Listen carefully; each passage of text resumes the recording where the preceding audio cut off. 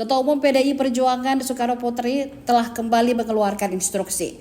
Perintah itu dibacakan oleh juru bicara PDIP Ahmad Basara dalam konferensi pers di kantor DPP PDIP pada Selasa 25 Februari 2025. Dalam instruksinya itu, Megawati meminta kepala daerah yang hingga kini belum mengikuti retreat di Magelang untuk kembali ke daerah masing-masing.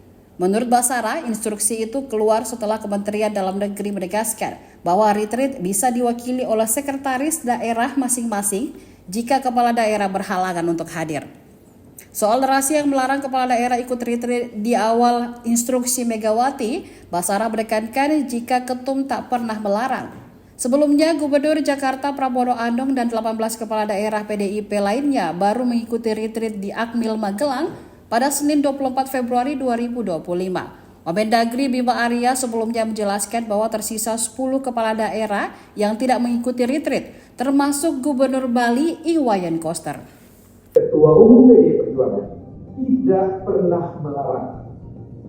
Saya ulangi, dalam surat instruksi atau surat instruksi harian Ketua Umum PDI Perjuangan yang lalu, Ketua Umum PDI Perjuangan tidak pernah melarang seluruh kadernya yang terpilih sebagai kepala daerah dalam Pilkada 2024 untuk ikut serta dalam retreat yang digelar oleh pemerintah, dalam hal ini oleh Kementerian Dalam Negeri Republik Indonesia.